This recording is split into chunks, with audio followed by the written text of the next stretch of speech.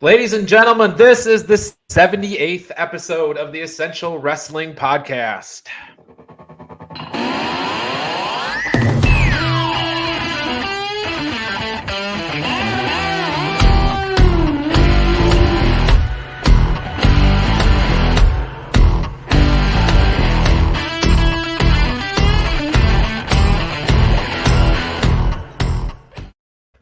Ladies and gentlemen, this is the 78th episode of the Essential Wrestling Podcast. I'm here along with John Smith, John DeConnie, and Gary Mehaffy. James Wheeler is also backstage. Not backstage. He's in the comments. He is cranking out his whole Survivor Series card in the comments. James, I'll get to you shortly. But obviously still missing this week is Karl. He is still out on assignment, hopefully doing something awesome for Kevin Sullivan's birthday this week. At least, John DeConnie, that is what he is doing, right? No. He's out celebrating CM Punk's birthday. CM Punk's birthday. John Smith, you know what Al's up to. It's CM Punk's birthday. I mean, I know that there's a few guys in my fantasy football league that all have a birthday today. It's Chris, Brian, and I can't remember who the other person was. Oh. So Gary, he's either celebrating Kevin Sullivan or CM Punk's or random randos from John Smith's fantasy league. So, is it not Al's birthday today? Oh. Happy birthday, Al! We promised to have him back on the show at some point in the future. Hopefully, he's doing something great for his birthday, but. As we've already alluded to, John Smith is on the upper part of your screen. John, how are you doing today? Can't complain. Ready for Tommaso Ciampa to retain his title tonight. Well, you're probably the only one picking him. John DeConnie in the bottom right part of your screen. Welcome to the show, John. Good evening, sir. How are you today? Very, very good. And starting us off in the opening segment, for the third week in a row is on the bottom part below me on the screen, Gary Mehaffy. Gary, I think we are going to win the chicken fight today between us and John Smith and John DeConnie. I would say so. Obviously, I mean, if this is 3 weeks in a row, the demos must be through the roof. I must be like, me and Chris Jericho must be turning into good mates here. Well, so we have a loaded show today. We've got a lot to talk about. We're going to obviously make our picks for all of this week's matches. Those picks are sponsored by Pro Wrestling Pick'em, where you can play against your friends or play against the universe. And guys, she'll like it too. At least that's what Al tells us. The stats and graphics are not here this week, so that's my fault. So Minutes to Bell Time would normally provide those. We've been on a boat all week, so that's not happening this week, but we'll be main eventing this week's show with everything that happened at Bound for Glory. But we also, on the road there, we have a new king and a new queen. Charlotte dropped the SmackDown Championship. Apparently, there's a lot more to that story. Brock Lesnar has been suspended, but before he left, he beat up half the roster and destroyed Adam Pearce's pants. Gary Mehaffy will talk to us about NXT UK. There's a new Impact World champion, and it's not Josh Alexander, or it was Josh Alexander, but now it's not. So whatever. We're curtain jerking the show, though, with NXT's Halloween Havoc. It's going to be fun. Halloween season's in the air. We're going to quickly run through some stuff from last week's NXT before we start making our picks for Halloween Havoc, but there is something wrong. There's something going on here. Gary Mehaffy sits at the top of the NXT rankings with 79 points. He's 11-3. Right behind him is Travis at 10-4. When we later see the overall standings, these guys are not the top predictors in the league. So I don't know what's going on here. Gary, what do you have to say for yourself on that? What can I say? When you've got it, you've got it. I can't help it. If only there was somebody on the show who was an NXT specialist. If only there was. Oh, hang on. What is? Oh, right. Oh, sorry, it's Joel. Sorry. Hey, I want to be referred to as the NXT 1.0 correspondent from now on, okay? Because this 2.0 stuff, I have no idea where the hell they're going right now. Neither does Hunter. Okay.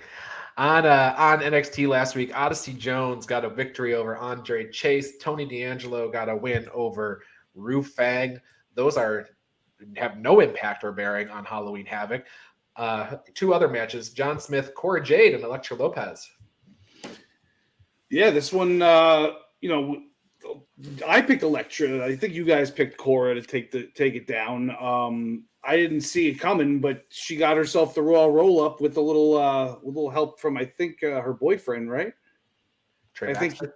I think Trey Baxter came in for made an appearance at one point, maybe not, but she surprised Elektra, who would just dominated the first 2 minutes of the match with a roll up, and that was that. John DeConnie, in the next segment, I will be quizzing Gary on the whereabouts of Walter, but we do know where Imperium was last week. Yes, Imperium faced the Creed brothers.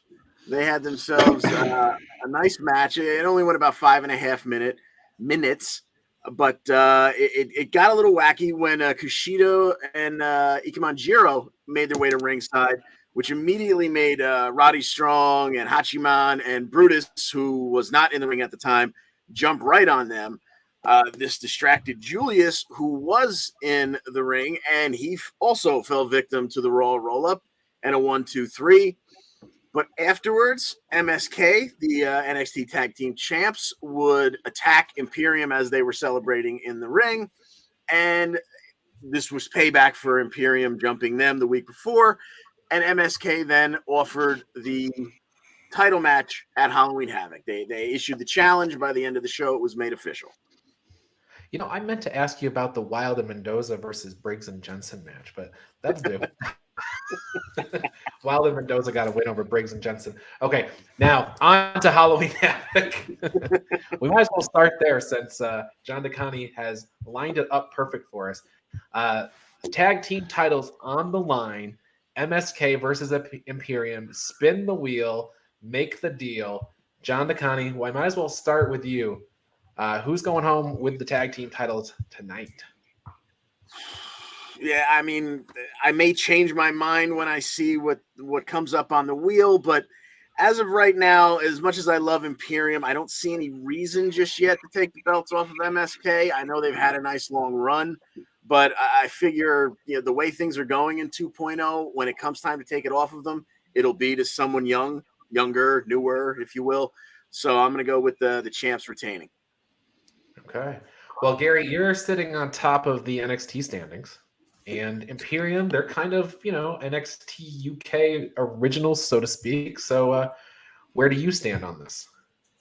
I'm going for MSK. No, I mean, no, generally, there is only there's one way I could see that it would go to Imperium that we'll talk about later on. But I do think that MSK, there's too much in them. As John was saying, I think that when it comes time really to take them off them, it'll be to somebody who's probably had about 2 matches in the last 14 years, and they'll get it because they'll be up and comers. But no, I think MSK will hold on to it for now. All right, John Smith, do you have first of all, yes, pick the match, but second of all, do you have a little bit more faith that MSK will lose to somebody with a little bit stronger tenure down the road? I don't know who they're going to end up dropping it to, but it just I could see them losing the titles, but not to Imperium, because it doesn't make sense to put the titles back on Imperium, because you haven't really been building them up lately. So I mean, this is just just another notch on MSK's belt, and like I said, I can't imagine who's gonna. Maybe Johnny and Dexter Lumis can take it from them at some point. That'd be a fun tag team. That'd be interesting. But that'd be old guard. Any ideas on the wheel? What could come up for a tag match on the wheel? I'm gonna say tornado tag. Oh, that makes sense. Tornado, like falls count anywhere, tornado style. Okay. I was thinking if MSK are in it, maybe it's Izzy's parents on a pole match. Could be it. Sorry. Well, helping the MSK or Imperium spin the wheel will be the host of of Halloween Havoc tonight. LA Knight defeated Grayson Waller for those duties. And John Smith, I'll stick with you. What do you think LA Knight might bring to the table as the host tonight?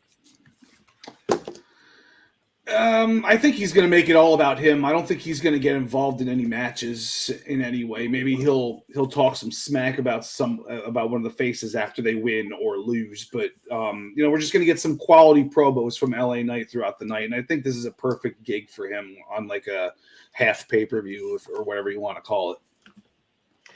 Now, John DeConnie, I'm going to point out the fact that when Bron Breakker made his debut on the first episode of NXT 2.0, who did he defeat in that first match of the first NXT 2.0? And might there be a bit of a grudge heading into Halloween Havoc tonight?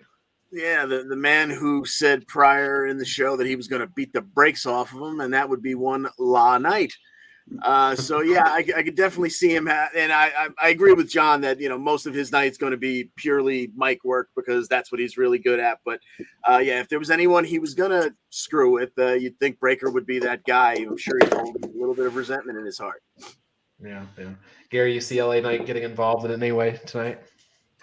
I think he will. I noticed that he tweeted recently to say he's going to be late to the show and he'd be there by the end. I noticed. So I don't know whether something will happen and say he'll get involved, but as you say, that could be the one that he does get involved in. But to say he'll be involved somehow, I would say, to do something. But now, sticking with you, Gary, there have been these vignettes over the last few weeks on NXT 2.0. Apparently, somebody's going to be making a debut or a re-debut. They've been out in the woods with Elias burning guitars and building costumes and things. Any thoughts on who's going to be re-debuting or debuting on the show? It's me. Yeah. To be fair, that's why I'm able to get all this. That's why I'm able to predict everything because I know what's going on. No, I don't know. I'm honestly not sure. I was trying to have a little think about some of the ones that they'd signed or got the deals in the last sort of 6 months or so. I figure it'll be somebody new. I don't think it's necessarily going to be a re-debut. It could be, but although I don't think it'll be. I was reading somewhere that Dakota Kai apparently is being pegged for coming back to NXT. I don't think it'll be her, obviously, but say we'll see. I'm not sure, but I think it might be somebody new again, but I'm not sure exactly who. But I mean, I was hoping Dakota Kai would go to the main roster. John DeConnie, did you have any thoughts on the subject? Even though it was done through a voice changer, so it wasn't entirely clear, I'm pretty sure the last phrase of that little vignette, which was mostly silent, was reflection leads to reincarnation. Mm-hmm. So to me and again, the timing is weird here because there was a loss. She had something to say about reinventing herself, and then she went away, but then she came back for one match, lost again. So in my mind, it's Ember Moon. That's my best guess. Yeah. I don't necessarily feel particularly confident in that assessment, but that'd be my best guess if you put a gun to my head. What was the phrase again? Reflection what? Leads to reincarnation. Okay. John Smith, I believe the sun does reflect off the moon. Is John DeConnie on something as an Ember Moon, you think? That's the only person that I could really think of. But if it's her, I hope that it's in a heel fashion. I don't want to see like just a repackaged Ember Moon, like Ember ASH,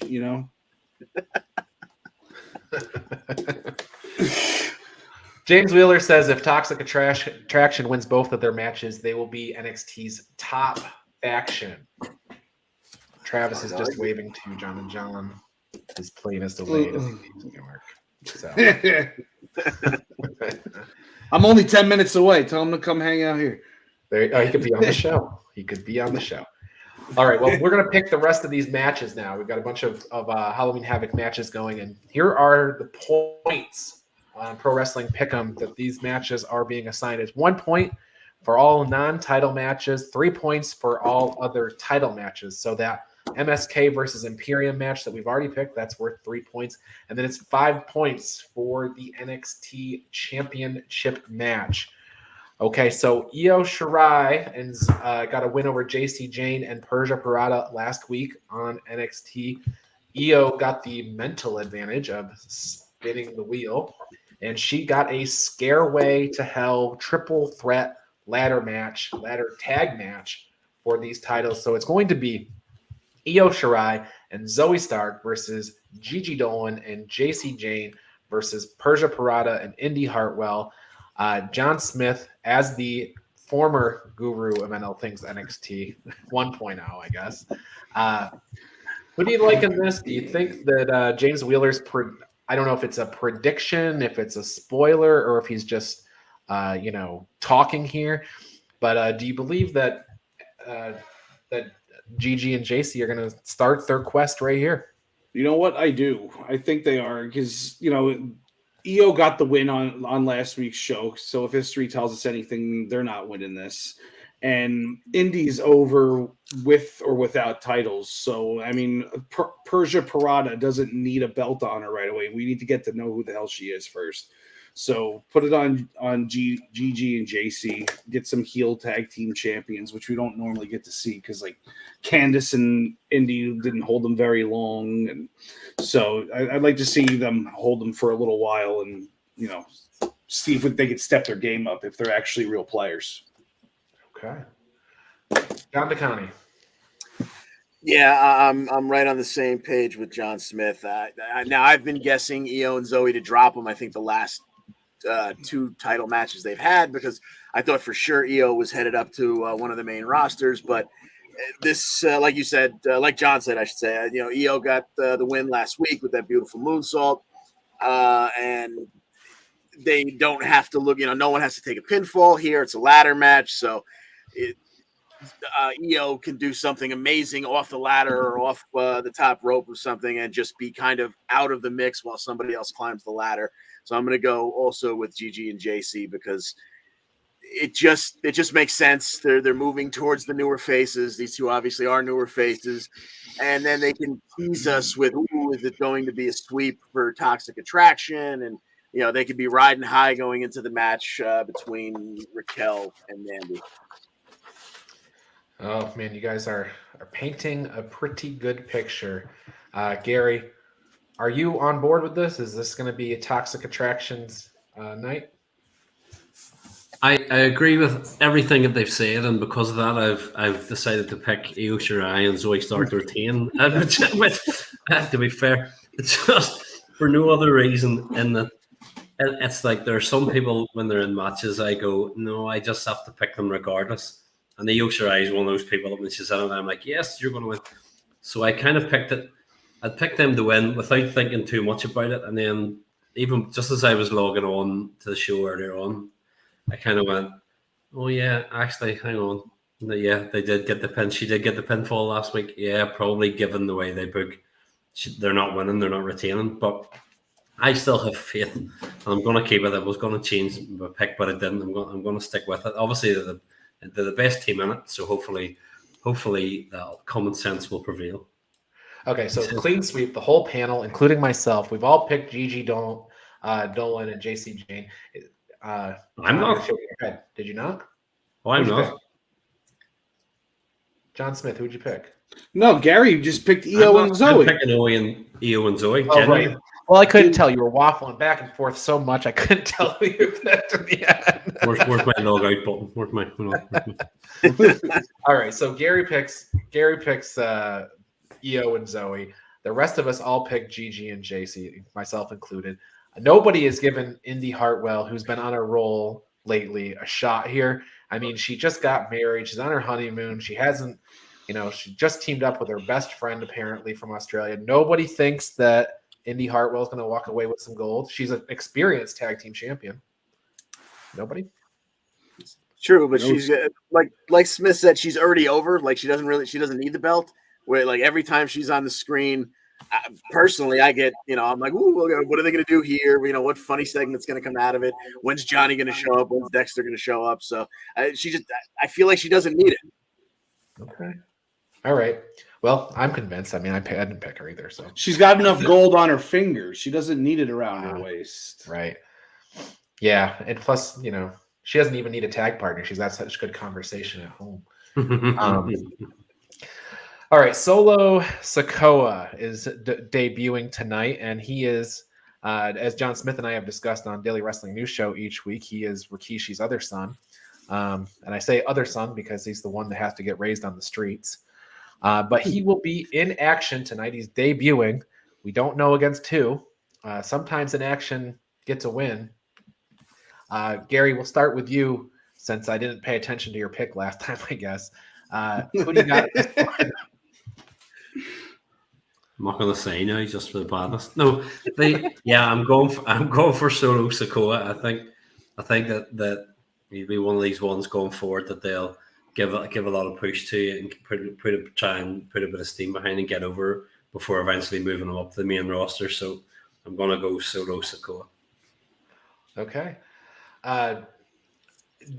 John Smith, do you think that if Solo, he's obviously the Samoan representative on the NXT brand, forgetting about Samoa Joe, do you think he has acknowledged Roman Reigns yet? As the head of he better have. He better have, and he better throw out a couple raw roll-ups in his first few weeks, or else he's never going to make it. But no, he's going to win this match, not with a raw roll-up, with some awesome move, I hope. I hope that it's not just some random Performance Center in-action scrub and we get like 2 minutes of him getting beaten up. I want to see like 8 minutes, and I want to see like Leon Ruff coming back. I want to see it be him. And still he loses, but it would be fun to just see somebody that we actually like and know about rather than some rando. So John DeConnie, I believe it was Zion Quinn who was in action 1 week, and Zion Quinn got the W. I don't even remember who his actual named opponent was, but do you think we're going to get a named opponent here?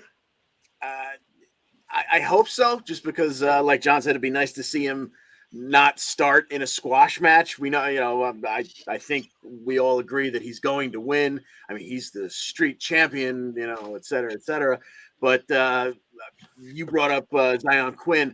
I hope that I hope the packaging is such that we can tell the difference between him and Zion Quinn. Yeah. With the tat sleeves and the half, one pec covered and whatnot. I hope they find a way to make him stand out, not just another Samoan killing machine. But I hope he's got some uniqueness to him. Well, I hope they didn't make him redo his tattoos over his pec. That's what you're insinuating. Okay, yeah, I'm going to pick Solo Sikoa, but not knowing who his opponent is, probably Rockstar Spud Gary is my okay, we've covered down on the tag team title match. We got that one early. Mandy Rose, she's gone down to NXT, and now she is going to be challenging Raquel Gonzalez for the NXT Championship tonight. We talked about it earlier. James Wheeler put it in here. If Toxic Attraction wins both, they're going to clean sweep. They're the faction on NXT.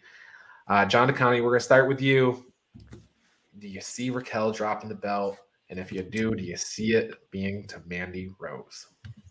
Yeah, I mean, you figure it's got to happen at some point. I think only Asuka got to walk away, leaving the belt behind and not having to drop it. So you figure she'll have to do it at some point.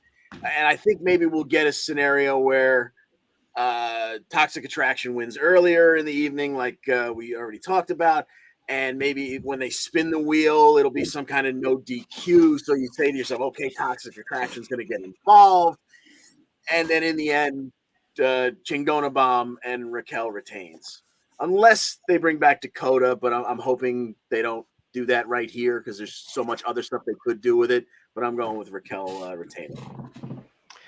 Yeah, Gary, that was an interesting point you brought up about it potentially being Dakota Kai. Is this what you had in mind, that she would be interfering in this match and potentially costing Raquel the championship? I think that it's sort of I could see with Vince's seemingly, or whoever's booking NXT 2.0, let's say, infatuation with Mandy Rose, that they would want to put the belt on her. And I have gone for Raquel to retain. Just to make that clear in case anybody misses it and isn't listening and doesn't hear at the moment. Just throwing that. Gary's picked Mandy Rose. I got it. I'll get the points. We'll see when the points come in. No. But yeah, no, I'm going for Raquel, but I could see it is, as John was saying, I think it would be too early and you wouldn't want to bring Dakota back yet. But the mere mention of Dakota's name is like Beetlejuice is their name 3 times and things happen. We mentioned their name too many times and it's caused an earthquake. But no, I could see Dakota coming back and getting involved, but hopefully, it's John saying not yet. But I've got Raquel to retain as well. Okay. All right, John Smith, Raquel Gonzalez or Mandy Rose? We're having an earthquake over here in New Jersey. No, I headbutted everything. I'm going with Mandy. I think Toxic Attraction comes away with all the belts. I think that Dakota Kai gets involved and costs her the title. That's where I was going if I was going first. Like, you guys took all my points out like here and there, but yeah, I think Dakota Kai gets involved and then we get a blood feud between those two before they move up to the main roster. I've picked Raquel Gonzalez in this match. I just don't want to see Mandy Rose with that title. Now, what I want doesn't really matter. We know that, but that's the horse that I've attached my bet to. So I'm picking Raquel. All right, John Smith, it's time. We got to pick the Tommaso Ciampa and Braun Breaker match. Ciampa and Breaker got a win over the grizzled young veterans last week. So with that said, Braun Breaker has already beaten 2 veterans last week. Does he beat a third this week to become NXT champion? You know what? He might, but I don't have it in me to pick him because I don't think that she should be getting the shot, first of all. I don't think he should have this title, secondly. Who the hell is Braun Breaker? We've known him for a month, and all of a sudden he's going to be our NXT champion. You know, we get Samoa Joe, we got Shinsuke Nakamura, and then we get Braun Breaker on this lineage of champions. No, when his name goes on that list, he has to earn it. And I'm going with Ciampa here. If his name was Braun Steiner, would that help? It might. It actually might, but I don't know why they didn't do that. And either, we'll never know. I guess maybe if he's ever like famous and good enough, we'll learn why. But yeah. Well, James Wheeler says Braun Breaker plus the NXT Championship equals star power achieved, but it would blow his mind if it actually happened. John DeConnie, where do you land? Is Braun Breaker going to steal the championship away from Tommaso Ciampa, the longtime vet? I agree with everything John Smith had to say. I think it's not the proper time for that. I think he has not necessarily. He's shown us that he's strong. He's shown us that he can talk a little bit, but and I could even see him getting maybe the title shot this early in the run, but he probably shouldn't take the title. And that being said, the fact that it was Ciampa specifically that came out of the 4-way where he regained Goldie, to me, that said instantly to me that there's probably going to be a fairly quick title change because he is the quintessential old guard, and this will be turning the page. The new era begins. The old brand turns over to the new brand. So I'm going hesitantly and begrudgingly with Braun Breaker. Okay, now Gary, we opened our discussion on Halloween Havoc talking about the host, LA Knight, and the problems that he's had with Braun Breaker dating back to Braun's debut.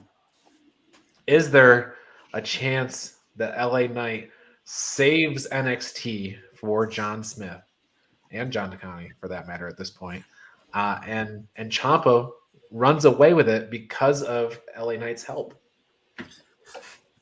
It's certainly a distinct possibility. Now, I've gone for Braun Breaker. I think that the intention will be, let's try and make a new star in one night. We've sort of built him up over the last month. now let's sort of put the strap on him and here we go. And I could see at the end of the night, sort of once, almost like they would do on the NXT takeovers, when you kind of think that the show's over and we're about to fade to black, that right at the end with Braun Breaker standing in the middle of the ring celebrating, LA Knight comes in from behind and lays him out, and that becomes his first sort of match, his first feud, big feud as champion. So I could see it maybe going that way, but no, I picked Braun Breaker. I think they're going to go with him tonight. Yep, me too. I have Braun Breaker picked. I had him picked probably 2.5 weeks ago. He's the guy that they've picked to saddle everything with. I think he's going to not only win the NXT Championship today, but I think he'll be on the main roster before we even get to WrestleMania. So I think they have to hurry up and get his NXT Championship run in and done before, Royal Rumble comes around. So, yeah, I think I'm with you, Gary. I think LA Knight's going to be his first feud. Maybe he'll come out for commentary or something during the show, during the main event. He can do what he wants. He's the host. So I quit. John Smith has left the stream. Oh, there he is. He's back. Okay. James Wheeler lets us know that it's 3 days left to let him in. He's referring to Bray Wyatt, whose contract does his non-compete expires on Halloween, actually. So it's getting close. All right, that said, we have discussed Halloween Havoc in detail. Once again, the points are 1 point for non-title match, 3 points for all other match, 5 points for the NXT Championship match. See if you can do better than Gary, who seems to be on top of the world with 11-3 record. And enjoy Halloween Havoc tonight. John and John, you can go to the back and put your Axe and Smash makeup on so that you can return for the Halloween segment, the next segment. Gary and I are going to talk about NXT UK. So yeah, Karrion Kross has the rest of my costume though. It would not be the most flattering costume for me to wear, but samesies. All right, John and John, I will see you shortly. Peace. All right, Gary, let me get these name tags updated. Where are you? You're here someplace. There we go. No. Okay. Gary, where the hell is Walter? Like, it's the one thing, and I nearly tipped my hat to this earlier on, and I didn't.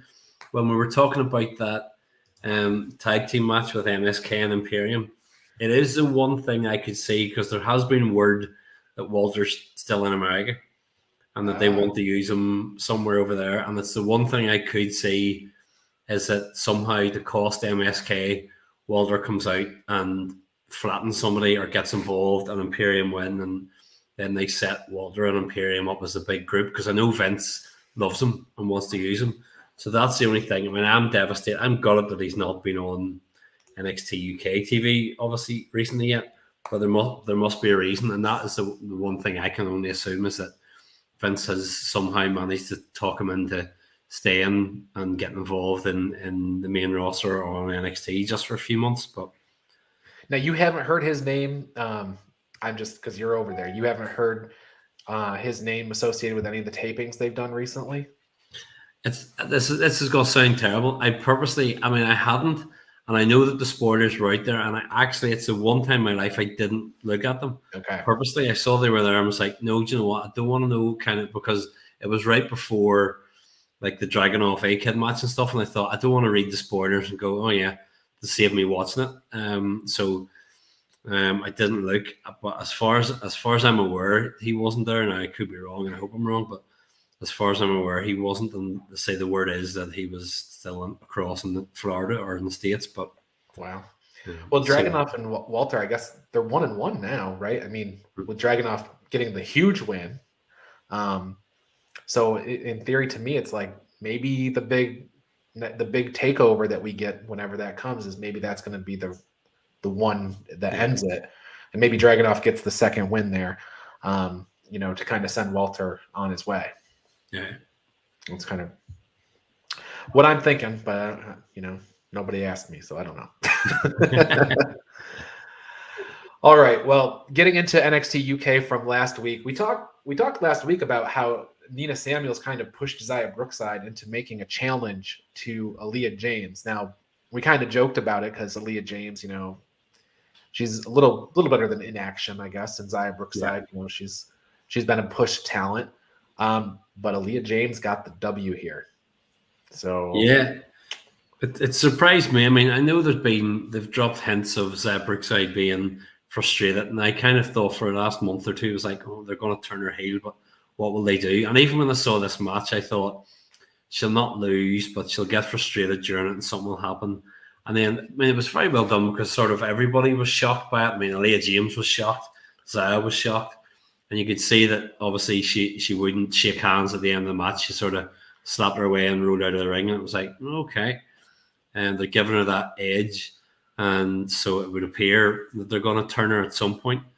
But as I say, it's nice for Aaliyah James to be involved more. So I know a few people who know her, as I said last week, and she's good and who think a lot of her. So it was good to see her involved. But obviously, even though Zia took the loss, it was still more based around her and her story and what they're doing with her. So I just can't believe she didn't shake her hand, though. I mean, code of honor not adhered to, as they say on the other channel. But yeah, I'm just thinking about Zia Brookside. What does she look like as a heel? I'm sure she doesn't have that blue hair anymore. No, I know I can't. It's almost like one of these that you would imagine that she'll have to end up in somebody's faction that she goes under a real, like whether with Ida Dawn or with the family or with something, just that undergoes a real makeover because you couldn't just see her coming out. I mean, she has that bubbly personality. You go, oh, great. That young girls, whatever, could really be drawn to, and you go, oh, this would be great. But as a heel, I'm not sure what she looks like, so I would think she'd have to change her look somehow. All right, so maybe all black. Zia Brookside in Toxic Attraction or in Imperium? What do you think? That's a point. That's a change, right? Yeah, you're right. Hopefully not Symbiosis.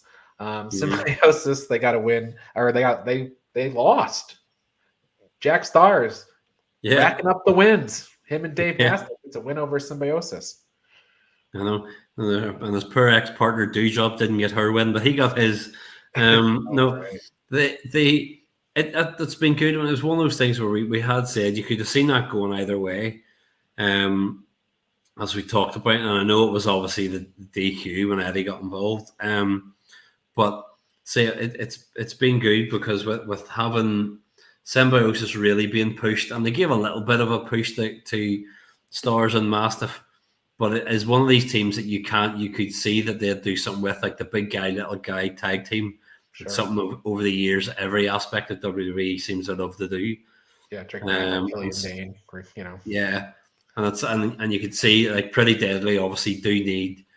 I know they were out on the commentary during the night on the show and stuff, and they do need a match, and sort of that would give them almost the perfect foil, especially with Dave Mastiff with Pretty Deadly giving it the whole look at us, we're so good looking, and then that would be the perfect kind of tag team to be able to mock and just do stuff with. So I could see that being a program shortly as well.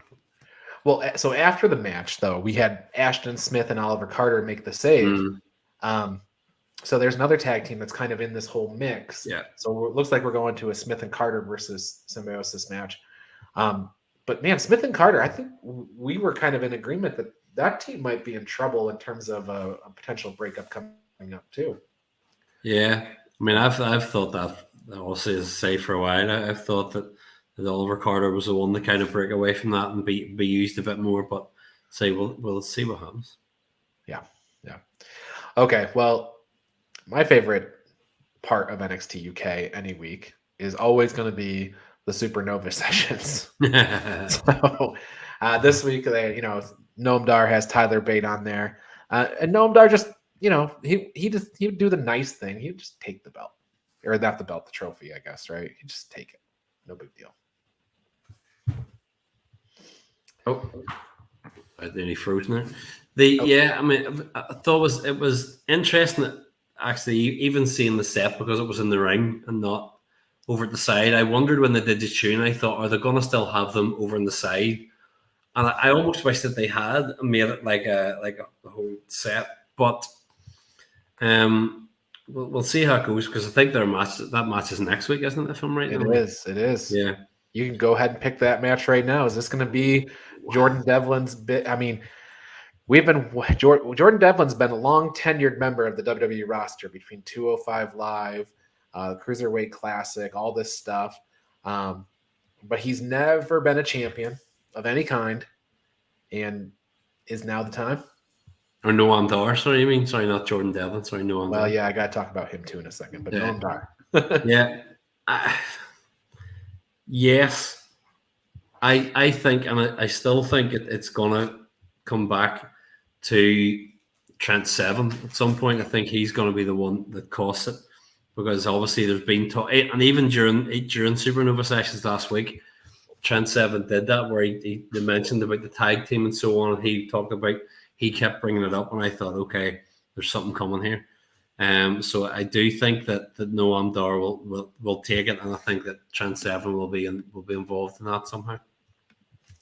Yeah, Noam Dar's come a long way from Alicia Fox, right? You know, when he was teaming with her. Now he got Shaw Samuels now, so. But yeah, so I'm kind of like conflicted. Is it going to be Tyler Bate versus Trent Seven for the Heritage Cup, or is Tyler Bate going to drop the Heritage Cup to Noam Dar and then have that program with Trent Seven? So I guess I could see it going either way. Yeah. I mentioned Jordan Devlin. He obviously got a win over Joe Coffey last week on NXT UK. Yeah. I mean, again, I sort of assumed it was one of those things where the more you thought about it, the more you went, yeah, well, Devlin should win it. He's more established or whatever. And I did think that Coffey might, because there's a few matches recently that Gallus have all lost. There's a few big matches, and I thought, right, one of them needs to win a big match somewhere along the line, and I thought this might have been it. To kind of just keep Joe Coffey up at the top of that tree, so to speak. But obviously with Devlin winning it with the Devlin side suplex, it was a great looking finish.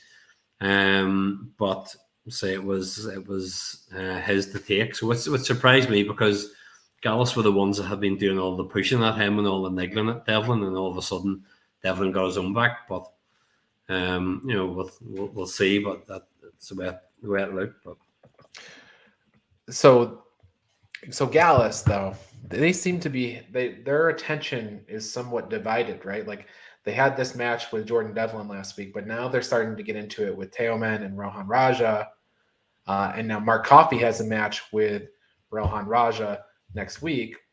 And I'm reminded that Teoman said the family was growing. yeah, Well, if the family grows to 3, then you got a good 3-on-3 here. So this seems like maybe the perfect place for the family to grow.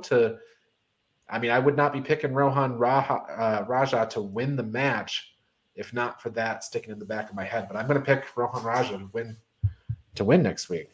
Yeah, so am I. I mean, because when you look at it, there's no way that he would.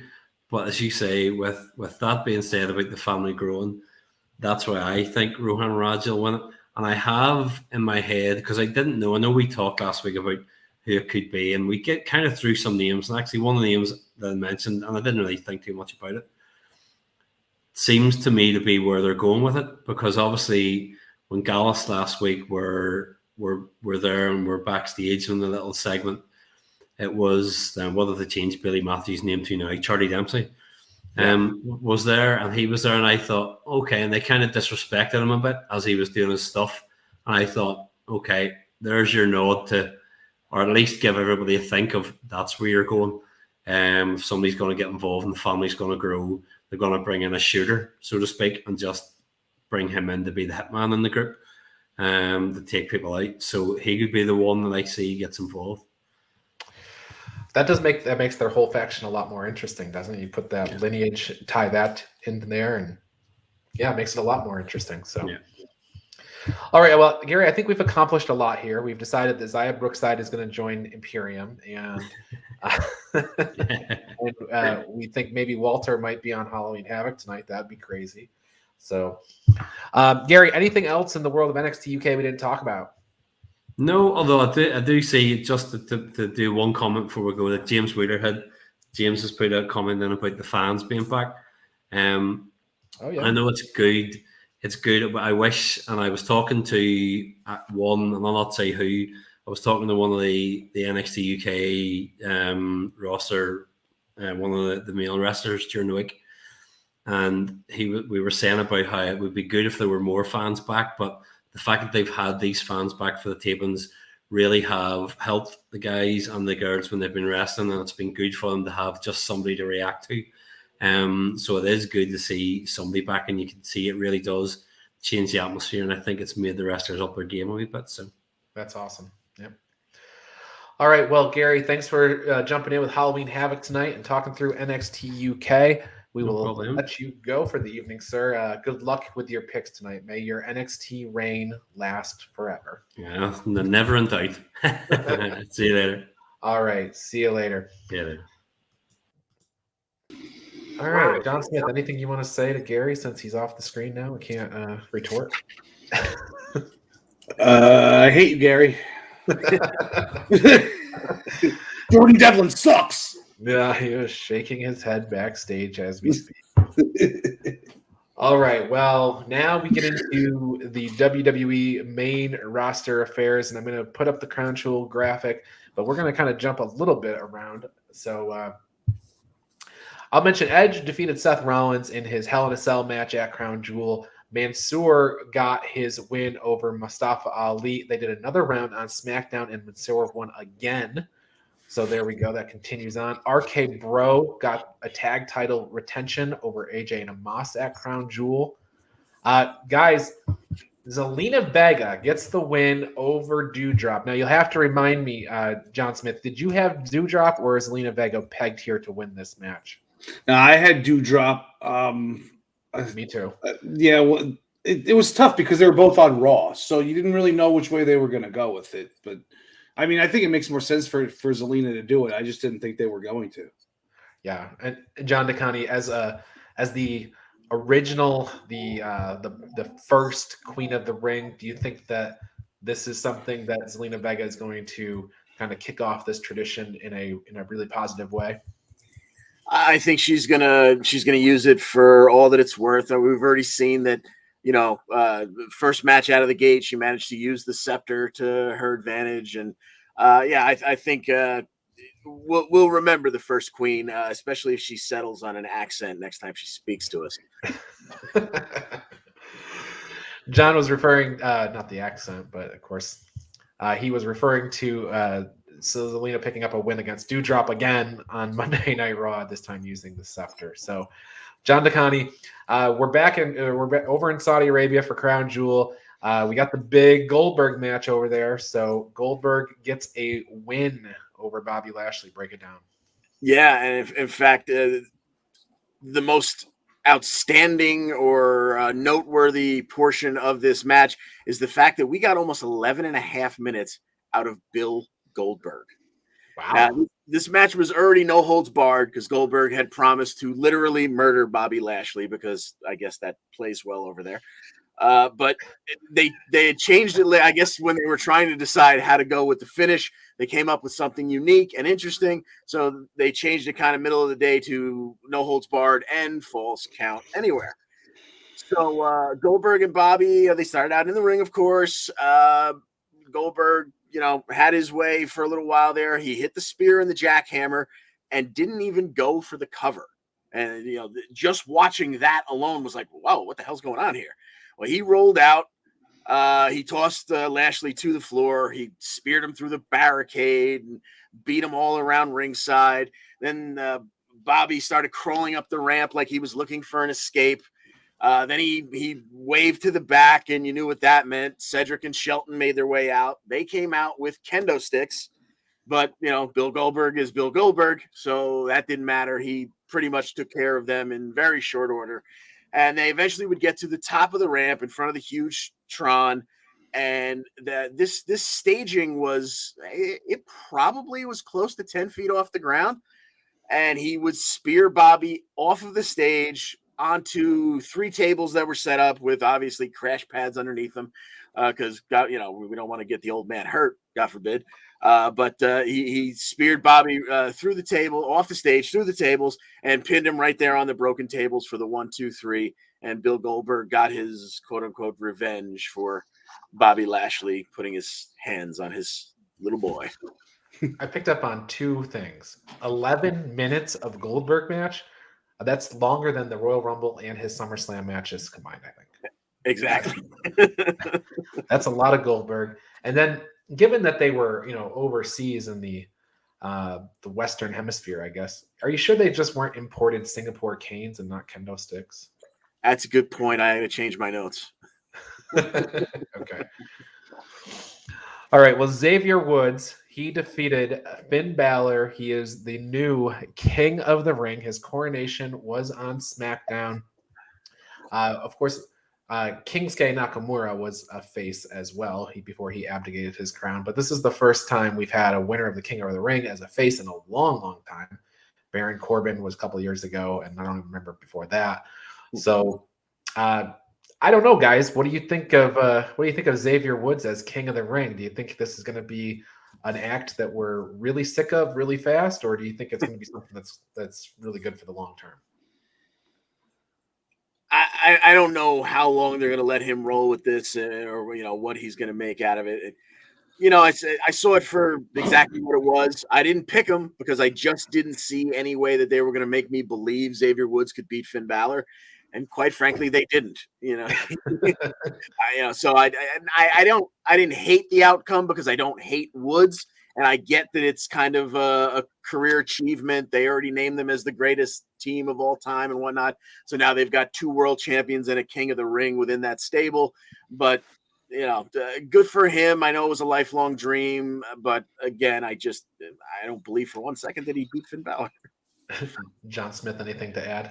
Well, I actually switched my pick to him last minute because once I realized that both girls were on Raw, I was like, they're not going to have both the King and Queen on Raw, so Xavier's got to win it. Even though I thought that Finn Balor originally was going to win it, so I switched it. I don't like how he kind of like politicked for years, like, oh, I really want to be King of the Ring on Twitter all the time. That's just it almost made it, it took something away from it. And I don't think it added to it. If they had just started with the lifelong dream thing and then you see like clips of him in the past saying like, I just want to be King of the Ring. I just want to be King of the Ring. It'd be different, but it's like, he's been politicking for it for years. So it seems like it's a consolation prize for him, considering the fact that they're not going to put the world title on him like in the next at least 5 years that he won't have a world title run. So it's his consolation. More of a lifetime achievement award type of thing. Yeah.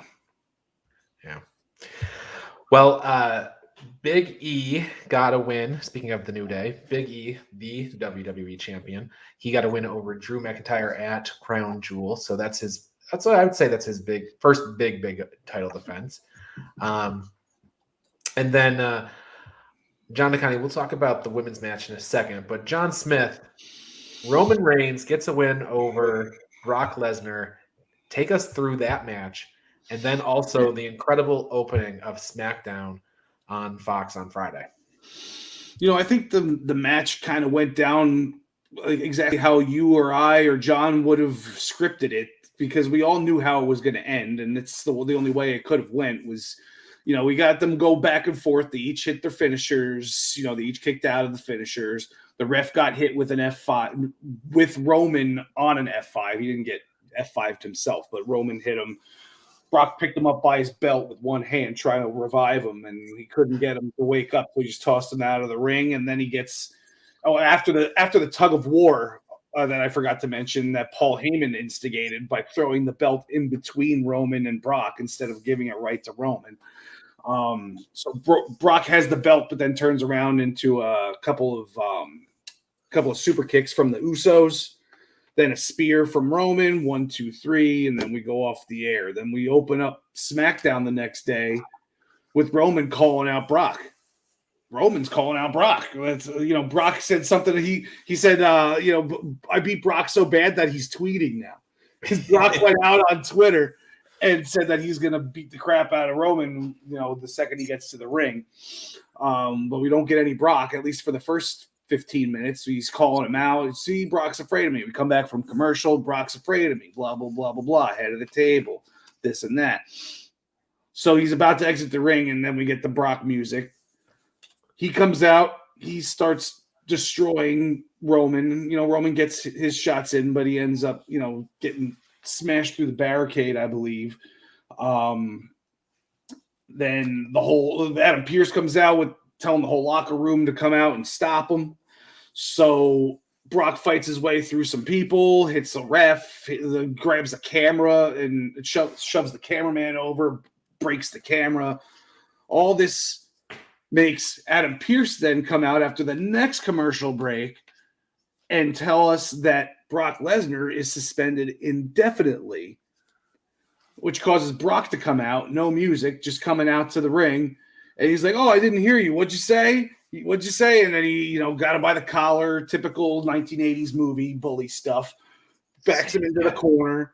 Yeah, it makes him say it again while he's got like a freaking thumb in his Adam's apple. And then Brock gives him an F5 for his troubles. Then another one after the crowd asks for one more time. So I guess we're not going to be getting a glimpse of Brock Lesnar, I'm assuming, until Royal Rumble season. He split Adam Pearce's pants. Yes, he did. He split his. I didn't see it, and I didn't want to rewind it because I didn't need to see it. I believed the commentary. from his crotch all the way down to his knee, split his pants. Wow, love it.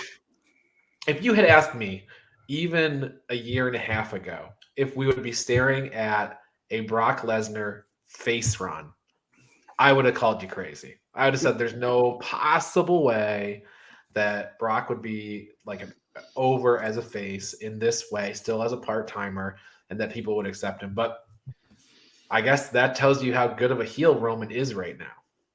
And Roman is really good. And how good Brock Lesnar is too, honestly. People don't give him enough credit. It's always like Brock's getting shoved down our throats. He's part-timer, yada, yada, yada. But every time he's in that ring, it's an event. You can't keep your eyes off of the screen when Brock Lesnar's around. So there's a reason for it. Method to their madness. If he was around too much, there would be oversaturation. And he's making a case now for like Mount Rushmore status, like all-time great with the work he's doing as a face by himself now. So I'm going to make a call now that we'll look back at 2 years from now, and maybe you'll call me crazy, or maybe you'll be like, "Wow, that right, Joy, you could almost see the future." I think that eventually, 2 years down the road, we're going to see Roman go on a face run that's similar to this. And the reason I say that is that Roman has become so good on the mic over the last, 14, 15 months. And this segment on SmackDown really demonstrated how comfortable he is there. And, before the fans hated him as a face. And I think it was a little bit trying to force it too much. Now he goes and does this heel run, and I think he can come back around and the fans will accept him. They just have to have the right story for it. But I think 2 years from now, we're going to be looking at Roman as a super baby face. So all he's got to do is turn on Paul Heyman and he'll get cheered. Yeah. He calls him, Roman says in the same promo, he calls him wise man and also says, "You're not very good at your job." But I am. Yeah. Yes. So it took me a long time to warm up to Roman, but I'm warm now. So good job. You're the head of the table, whatever. You've acknowledged him. I've acknowledged him. Until I see Sikoa tonight, right? What's his name? I'm going to be on the Halloween Havoc. Solo Sikoa. I might be acknowledging him. I thought his name was Dakota Sequoia. Yeah, Toyota Sequoia. Once I see him, though, he might be the new head of the table. We have to wait and see. So, all right. So, John DeConnie, we'll flip back now. Let's talk about the women's division because we got some stuff that happened here throughout the course of the week. Let's start back with the the Becky Lynch, Sasha Banks, Bianca Belair match at Crown Jewel. All right. So, yes, as you said, Becky, Sasha, and Bianca for the SmackDown Women's title. So we had already earlier in the week saw that Charlotte beat Bianca for the Raw Women's title, because we have this little situation here where the champions have been drafted to opposite brands. So there, you thought maybe Bianca would come out of that Charlotte match. She did not. You think maybe Sasha would come out of this SmackDown Women's title match. Spoiler, she did not. Bianca would hit the KOD on Becky, and it looked like Bianca was going to take the title. But Sasha tossed Bianca out of the ring to the floor. She went back over to Becky, who's been throttled by the KOD, and she went to go pick her up. Becky just reached up, grabbed her into an inside cradle, held on to the ropes for leverage, I guess, even though she was on her back. Whatever the case may be, she was able to hold on for the 1, 2, 3. Becky retains her title. Now we move on to SmackDown the next day. Super revealing ring gear, though, too, right? Absolutely. Yeah. in a certain area, it was actually. Yeah, those big billowy T-shirts don't do much when. Never mind. So the next day we have a situation where we've got Becky. She's now on Raw. She's the SmackDown Women's Champion. We've got Charlotte. She's the Raw Women's Champion. She is on SmackDown. So we're just going to do a quick title exchange. It happened last year. Happened backstage between the tag champions. They just kind of, fist bumped, handed over the belts. It's all good. Well, we couldn't possibly have anything that smooth. It started out with backstage bickering. Becky was backstage, and she said, going forward tonight, I know we're supposed to just do a quick exchange, but what if I brought back Becky 2 belts? Then later on, we get Charlotte backstage, and she says, Becky, don't worry about it. You'll have no problem bringing yourself to just hand over the title to me. All you've got to do is think about it as my suitcase, which you used to carry around for the first half of your career. So you're used to just handing things over to me.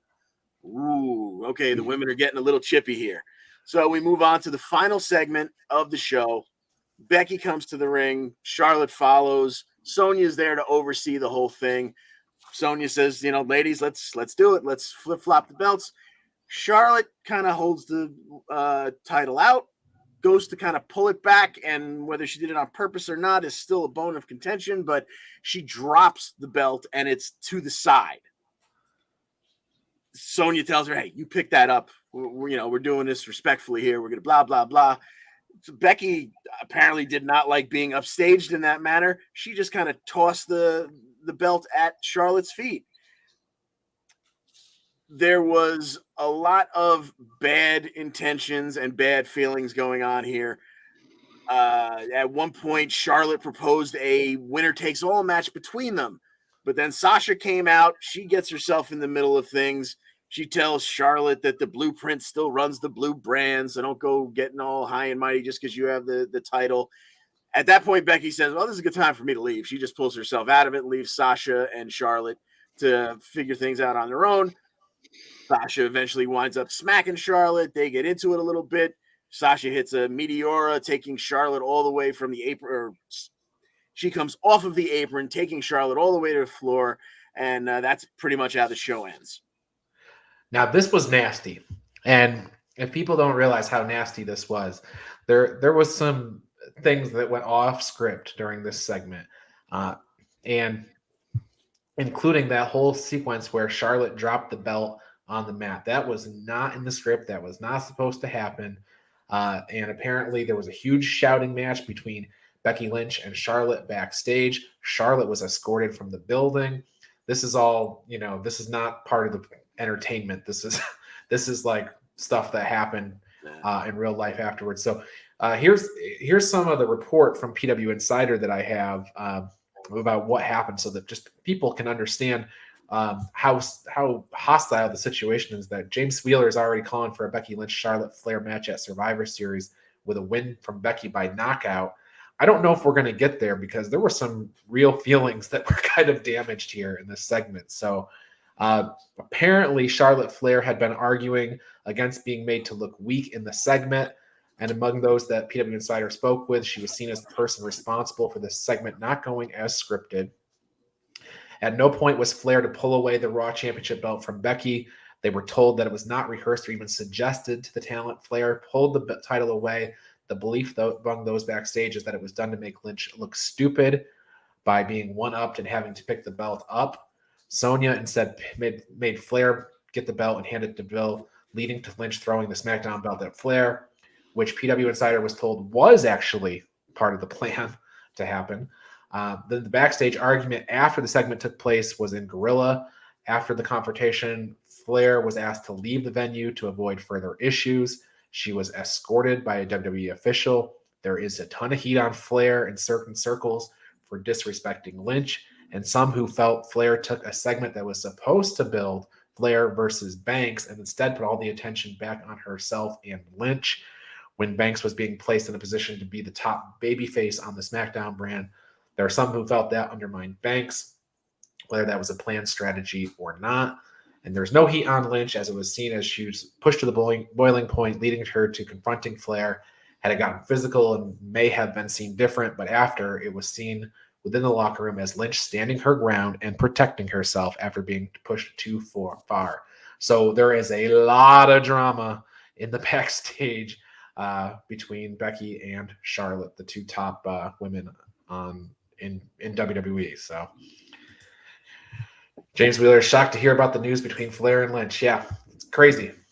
So I don't even know what to say. I was speechless when I first heard that, and it's still new to me because we only talked about it like an hour ago. I just, I didn't I know that Charlotte probably is a biatch, but I didn't think that she would go out that far on TV. Yeah, you never hear about Charlotte going off script or something like that, right?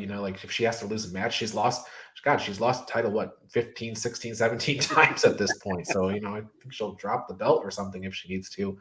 But I think, this is Ryan talking, I think the segment sucked, in terms of having to do a belt exchange. They could have done anything else to get those belts in different positions. Charlotte could have lost to Bianca last week. Becky could have lost to either one of them, Sasha at Crown Jewel, and you wouldn't have had the situation where belts had to be handed over and actually made the titles look kind of stupid. So, the whole situation sucked, and then the talent were trying to figure out how to stay strong in that situation, and they got angry at each other. That's about all I can come up with. Pretty much. Well, let's move on to Raw. Monday Night Raw. And John Smith, the tag team title situations. We had RK Bro got their win over AJ and Amos at Crown Jewel. But it would not be long before they had to defend the titles again. Yeah, so we got a triple threat match at the beginning of Raw. So it was the Dirty Dogs, a.k.a. Robert Roode and Dolph Ziggler, versus the Street Profits versus the Alpha Academy. So the winner obviously gets RK Bro later in the night. Didn't last very long before the Dirty Dogs were able to get the pin, I believe, by a Raw roll-up, right? Oh, no, a Spinebuster zigzag combo. That's what it was. Everything's just so much Raw roll-ups. I just figure that's how they all end, Fast forward later in the night, I believe the Dirty Dogs come out in different trunks. I don't know why. And they go up against RK Bro, and we get... what's the spladle for the win by Riddle? What the hell is that? It's basically a roll-up where you're forcing your opponent's legs apart and basically ripping at their hamstrings. Oh, I got you. Yeah, it was a nice match, though. It was a good, over 10-minute match. It just, you knew that they weren't coming out with those belts. It was nice to see them get some spotlight because you don't really get to see Bobby Roode much. I mean, Ziggler's been around forever, but Bobby Roode deserves better. He may, but it's Robert Roode now, so you never know. Yeah. Let's when you just kind of hit on that point for a second, you're in a situation where you've got Randy Orton and Matt Riddle, who are, I mean, I wouldn't call Matt Riddle a top guy, but Randy Orton certainly is. Similar to AJ and Amos before them, it's kind of hard to believe any one of the current tag teams could take those titles off of them, unless they get into it themselves. So that, for me, I don't think RK Bro loses the titles until they basically implode. Right. That'll probably be the reason they implode. Yeah. Oh, maybe. Yeah. Damian Priest got a win over T-Bar. Carmella defeated Liv Morgan, which just makes me think we're watching SmackDown from a month ago. Keith Bearcat Lee defeated Cedric Alexander. And Austin Theory defeated Dominic Mysterio. Austin Theory taking a selfie with Dom, a fallen Dom, after the match. And John DeConnie, we do have a new number one contender for Big E's championship. We have no idea when that match is going to be, though, I don't think. So, bring us up to speed. Yeah, no word yet as to when this will all go down, but the show opened with Big E coming to the ring. They were in Houston, so he got a cheap pop by congratulating the Astros. He congratulated his buddy King Woods, and then Rollins would interrupt him. Rollins wants that title. Rey Mysterio interrupts. He wants one more run with the world title. Finn Balor interrupts, fresh off a loss, but he wants the title too. Kevin Owens shows up next, continues just like everyone else to talk about his resume, first Universal Champion, blah, blah, blah, blah, blah, and reminds Seth that, by the way, I beat you in this very building for that Universal title. That led to a little physicality. Things started to break down. Sonya makes her way out and says, whoa. We got 4 people here who all want a shot at the title.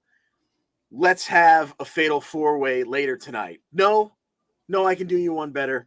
Let's have a fatal 4-way ladder match at the end of the night to see who will be the number one contender. So we go from the top of the show all the way to the main event. We get Seth Rollins, Rey Mysterio, Kevin Owens, and Finn Balor in a number one contenders ladder match with a contract hanging above the ring. And it's a 22-plus minute ladder match, so you can imagine how much chaos there was. And, these are 4 fantastic performers, so it absolutely was great. We get towards the ending segment here. KO power bombs Ray on the outside through a table. So Ray, you're figuring, is probably done for the rest of the show, or for the rest of the match. About 2 minutes before that, I forget who it was. It might have been Rollins. Somebody set up a ladder from the edge of the apron all the way to this was like a 10-footer. Like they usually wind up climbing an 8-footer to get to the whatever's hanging. This was the super 10-footer bridged between the announce desk and the apron. And the minute I saw that, I knew it was meant for Kevin Owens. I was just praying that he wasn't going to come off of the top of the ladder through it. Thank God he didn't. It was just a backdrop from the ring. It still was through the ladder and through the floor. It was ugly. It was nasty, but he didn't look completely dead. So God willing, he'll be able to walk this week. That was Rollins who backdropped him out.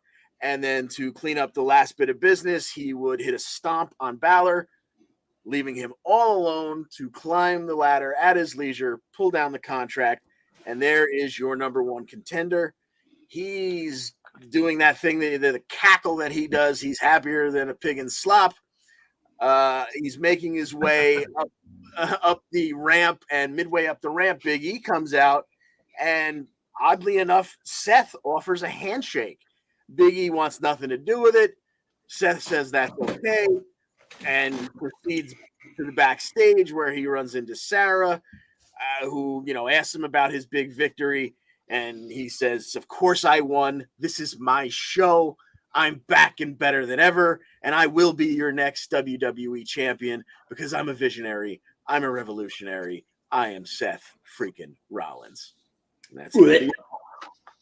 Speaking of visionary, you forgot the best line of the night when Rey Mysterio said, "It's been a while since we've seen eye to eye." I purposely kept that out of. I did not want to. In the conversation thread on Minutes to Bell Time group, I said the minute I saw the 2 of them on the screen at the same time, I said, "No, please God, don't let that be like the one-on-one number one contenders match." And that then bring up that whole. The more people that got involved for a change, I was happy just to see them not concentrate on Rollins and Mysterio. Yes.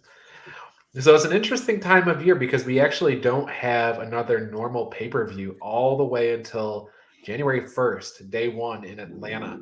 So we've established Seth Rollins as the number one contender. He'll be facing Big E, but there's no December pay-per-view, and the November pay-per-view is typically champion versus champion, unless they decide to do something different this year, which maybe they will, because they certainly aren't going to put Charlotte versus Becky, I don't think. However, we also have a Charlotte and Sasha Banks match that's clearly set up, and we have Becky Lynch versus Bianca Belair in a one-on-one match. We haven't seen this recently for the Raw Women's Championship on Monday. When Becky left the ring, she said, "I'll see one of you guys at Survivor Series." Yes. So yeah, so I'm pretty sure we are getting champions versus champions. Yeah, I think you're right. I think they're going to have to maybe call an audible. Charlotte won't mind losing it because she knows she'll just get it back and add to her reigns. There you go. Do you think there's a chance they might both lose? Like, so Becky Lynch has a match with Bianca Belair on Monday. If they weren't planning on taking the belt off Charlotte, maybe you're right, and they have to drop the belt here because they were clearly setting up some animosity between the two and have spiraled out of control. So it looked like they were setting up that match. And if they have to kind of take a right or a left turn now, the question is which one of them gets pulled out of the match. So I think they would be smart to lean into it. The backstage drama, the real life drama, they should bring it right out to the front. Kind of like what they did with the Edge and Matt Hardy stuff, although that was pretty tasteless. But when we all know about something that happened backstage and they just ignore it on the front end, I don't like that. I'd like them to make this some sort of blood feud, leading into Survivor Series. Yeah, and Andre agrees. It would draw more eyes, he says. And that's absolutely true. You're right, John. Though I just hope that for their sake they can get on the same page as they head into a match, because the last thing you want is them to hurt each other. And Charlotte and Nia Jax not too long ago had a match that looked an awful lot like a real fight. So well, John Smith, we'll have you pick first. I think you kind of laid it out there what you're hoping for, but Becky Lynch versus Bianca Belair on Raw next week for the Raw Women's Championship. I'm going to go with Becky. Maybe we see somebody interfere and start a feud with Bianca. I'd like to see what Bianca can do when she's out of the title picture, because she's been in it since she came up to the main roster, basically. Yeah, since Royal Rumble for sure. John DeConti, is there somebody you think Bianca could flip to after you tell us who you think is going to win the match? Yeah, that's. I actually think that there's even a mild chance that I'm going to go with Bianca here, just because I feel like she was just named number one on the PWI 150, women's 150. So I see them, as much as what John laid out makes absolute sense. Take what's going on backstage that we're all hearing grumblings about and put it on TV.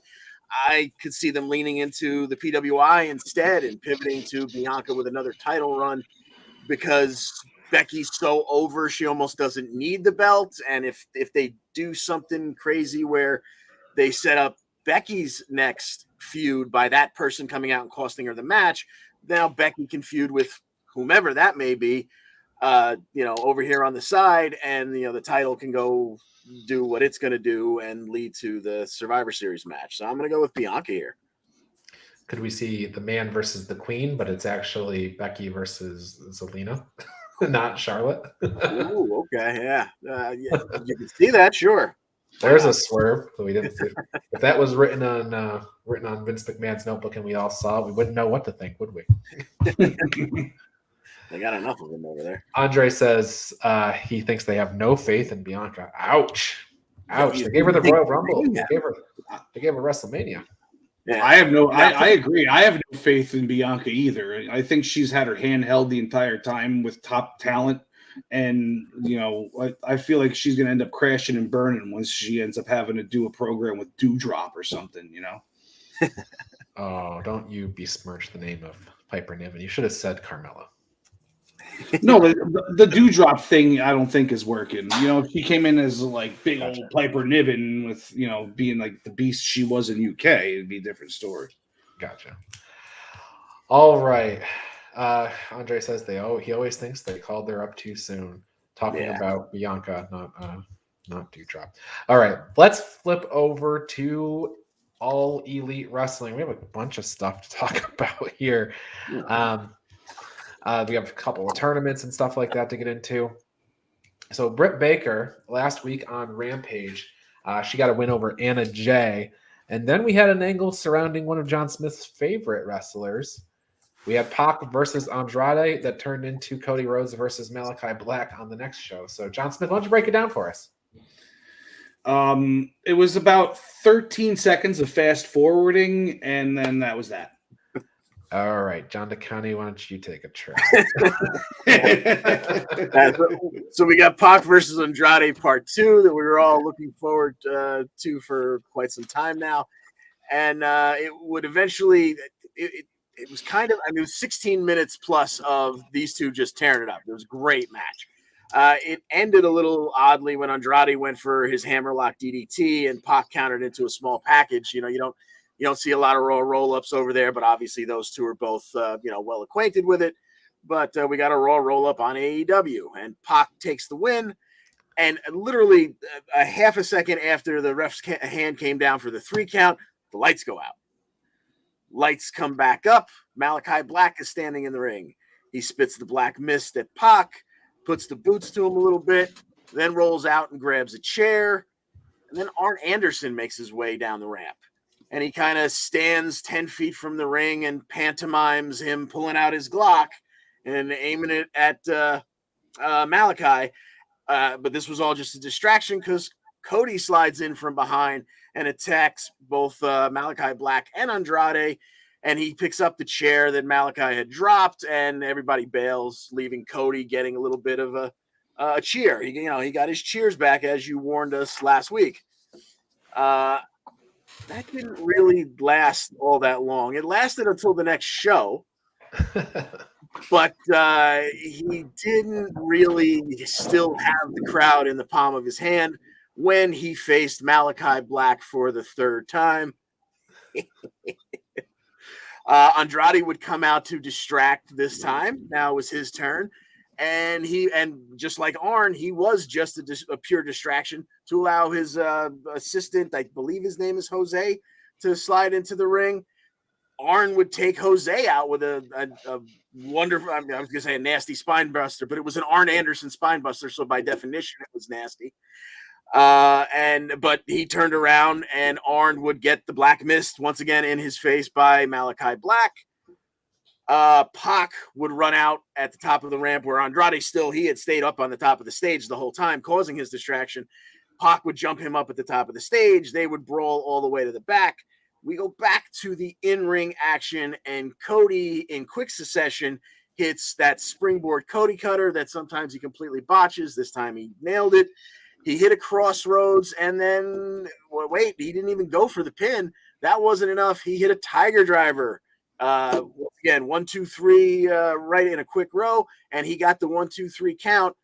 He got the win, and this is where the fans got really mild on him. There was a smattering of boos. There was not the big pop you would expect for someone who just overcame this demon that has beaten him and his entire family. But so now Cody, who knows what they do with Cody at this point, because even though he got the big win, he made his big comeback after not really much of a build of him being away. The fans still don't seem like they're really on board. I think it's a little split. They love when Arn Anderson does stuff. Absolutely. Arn Anderson is super over in this angle because of the whole Glock promo he did and stuff. That when he pantomimed that Glock in Miami, I think the building the roof came off the building. So maybe if they keep him closely associated with Arn, he'll get his cheers back in a more permanent way.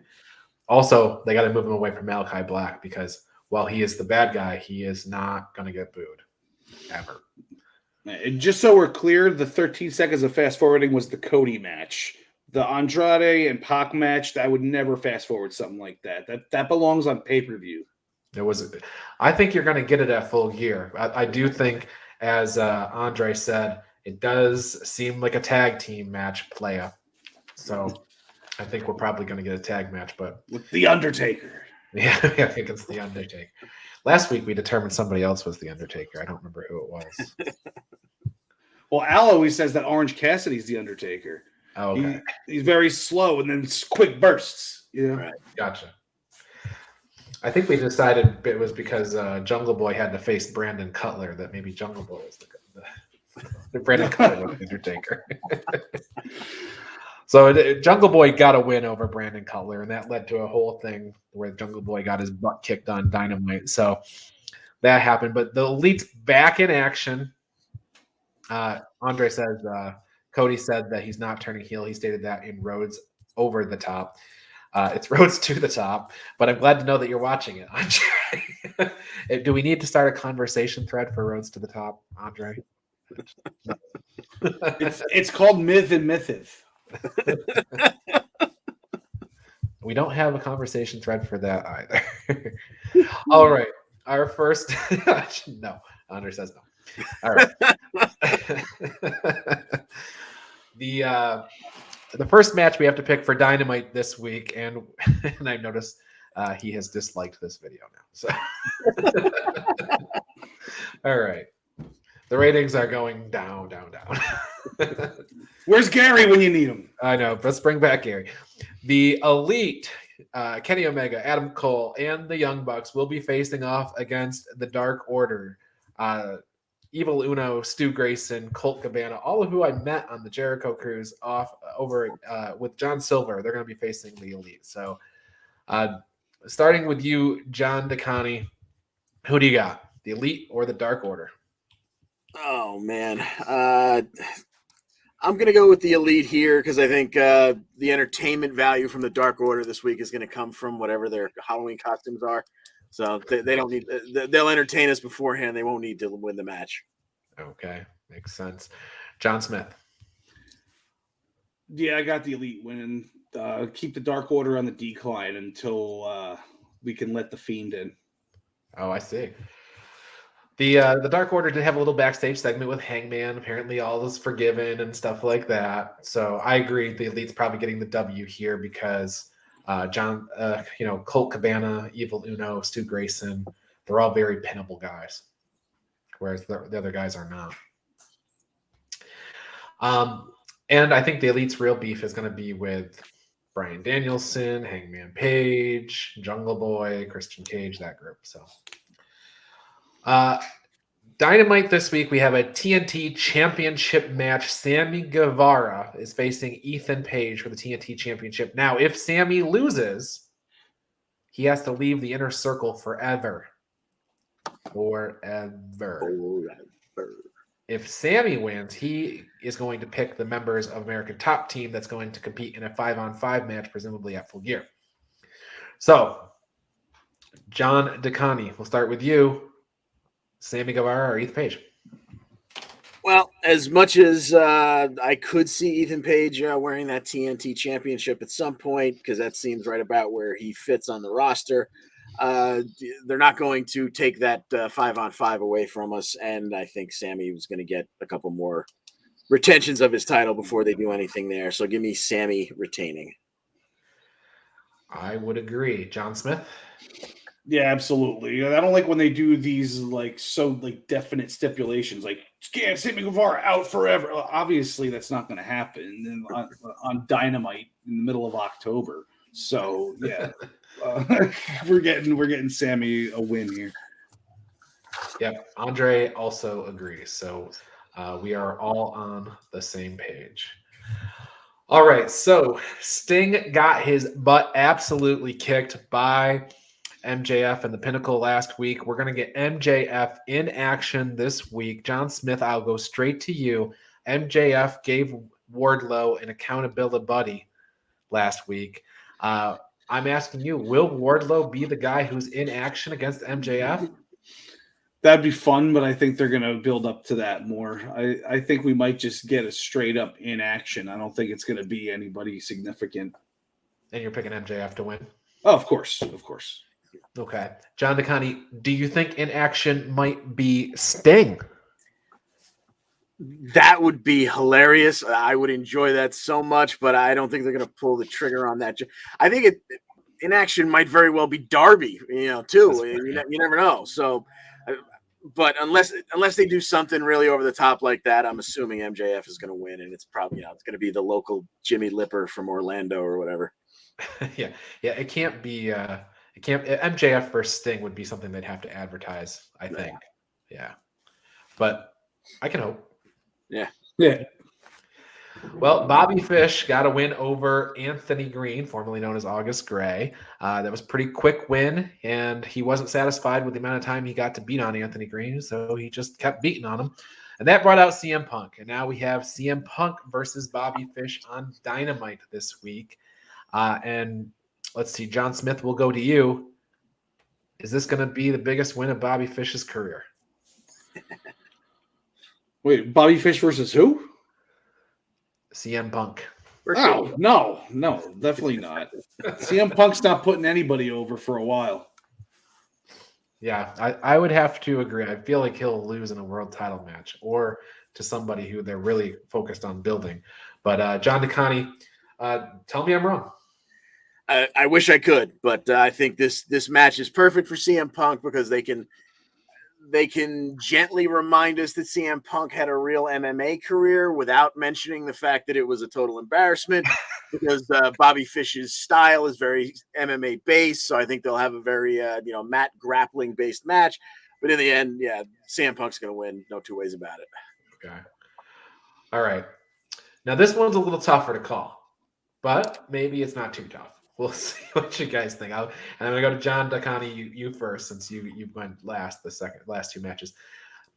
The Sedans are back in action this week, and they are going to be facing off on Rampage against Dante Martin and his new tag team partner, the man of the hour, the 23-year-old piece of gold, Lio Rush. So... Yeah, I had a hard time even typing this one in my notes because as soon as I'm just used to typing Dante Martin and the Sedans, and having to type Dante Martin versus the Sedans was throwing me all off. But I think if we're gonna give any push here to this team of Lio and Dante, they got to get a nice win under their belts, and the Seidels are the perfect team to do it against. Yes, I met Matt and Mike over on the cruise this past week, and they were doing a signing, and as they signed my poster, then they also handed me a Seidel Dojo sticker and said, "Please send me somebody young that wants to learn to wrestle." So they are recruiting, and they've maybe because they lost Dante Martin as a student, John Smith. Hey, give me 5 more years. I'll give that sticker to my son. There you go. He's actually been talking about wanting to be a pro wrestler, going to wrestling school for the past 5 years. It's still, that's awesome. It's still something he wants to do. So if he wants to, I'm sending him. All right. But the Sedans lose. Okay. But they could train my son though. Who's pinning? Who's doing the pin? Is it going to be Lio Rush pinning, or is it going to be Dante Martin? I got Lio Rush doing some spectacular 450 twisting something. Okay. John DeConnie, you think we see a Dante Martin heel turn, or do you think this is reluctant Dante for a while before he just goes back to being with the Sedans? Yeah, I think Dante rides out this event. I'm sure he eventually gets sick and tired of Lio, and maybe they'll have a one-off match before Dante's brother, I assume, hopefully, eventually comes back. Yeah. Darius.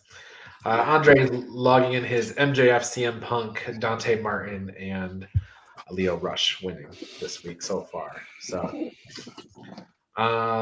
James Wheeler reminding us that he's going to be dressing up as Ignacio from Nacho Libre. Is it the Ignacio when he goes on his date with Encarnacion and he's in that really tight, like sky blue suit? Let us know. Yeah, you gotta press C right to get to that alternate. All right, it's tournament time. We have the TBS Championship Tournament, and one of the only graphics I have available for us this week is this TBS title tournament. So if you haven't seen it, now you have. This is the brackets. We have 4 buys: Nyla Rose, Thunder Rosa, Jade Cargill, and Chris Statlander. Ruby Soho got a win over the person she calls Penny on Twitter, Penelope Ford. So now we have a match this week on Dynamite. It's a return bout. Hikaru Shida versus Serena Deeb. Shida's still looking for that 50th win, and there is some bad blood there. John Smith, I will go to you. Who do you like for advancing in the tournament? Is this Shida's 50th win? I don't think so. I think her 50th win will be a little more pomp and circumstance to it. I think they're going to build up the fact that she just can't hit that milestone yet. I'm going with Deeb. All right. John DeConnie, let's see here and pull this tournament back up. That means it would be Deeb versus Nyla Rose in the second round. Where do you stand? Is this Shida's 50th win? John got me thinking the other way a little bit there because that would be a good storyline to draw out Shida's 50th win. But I'm just going to go with my first thought here was that, Serena not only beat her to stop her from the 50th, but then, kind of crowned her with the trophy that they had made up in advance of the 50th win. So originally I saw Shida getting her revenge here. So I'm going to stick with that. Yeah. I'm picking Shida. Andre says Shida's 50th win will be against some jobber, possibly, but they have not had Shida on dark or anything since. So I'm leaning into Shida winning here. But then they give her that trophy, and then she just goes and loses to Nyla Rose in the next round. I don't know. I think she could get past Nyla Rose. Well, she beat Nyla Rose for the titles, so don't they? 50-50 booking says that Nyla should get the win back. She actually beat Nyla twice, right? Because she beat her for the title, and then she beat her in a defense. Yep. So let's see. So if Shida gets through, she gets Nyla, then she's either going to get Ruby Soho or Chris Statlander. It does feel like that's Nyla Rose versus one of those two in the next round. So yeah. So it may not matter really who gets through, unfortunately. So. Well, we have more tournament action, and this time it's in the men's side. We have a world title eliminator, and this bracket's a lot prettier because look at all these faces on there and stuff. So that's pretty cool. So far in tournament action, Orange Cassidy got past Powerhouse Hobb on Rampage. Dustin Rhodes and Bryan Danielson had a really good match. The best Dustin Rhodes match I've seen in 2 years, since 2019 Double or Nothing. And Eddie Kingston and Lance Archer had a match that ended a little sooner than expected because Lance Archer did a moonsault landed on his face. Yeah. So they had to quickly go to the finish, and Lance Archer was pretty upset because he wanted to continue, but they went to the finish. So Eddie Kingston advanced. Now, this week on Dynamite, we have the final opening round match. It is Preston Vance, Dark Order's number 10, versus Jon Moxley, who is doing this whole thing for his daughter, as he said on Dynamite. So he's a fighter, so that's what he does. John DeConnie, are we giving Preston Vance a chance here? Does he have a snowball's chance in hell in getting through to the next round? I don't think he gets through the next round, but I also don't see the ridiculous squash job that Moxley most recently did to Wheeler Yuta. Wheeler Yuta, yeah, exactly. I think simply by the power of Preston Vance's new awesome Deathstroke mask, I think we get a good, maybe 6-7 minutes out of this match. But in the end, I fully expect it will be Moxley moving on. Al Karl chiming in that he almost didn't make his Halloween Havoc picks. Whoopsie! When his face would have been red. I wondered where the reminder was. I guess we know why. Andre Thomas says Mox ain't putting no one over in this tourney. So that's not Andre, true. Clarify. I think you're saying he's winning the tournament, that he's not going to lose to Bryan Danielson in the finals. So clarify that point. I want to make sure that's. I know that's what he's saying. So Al is with your brother, John. Nice. Okay, and then on Rampage this week, we have the second round match between Bryan Danielson and Eddie Kingston.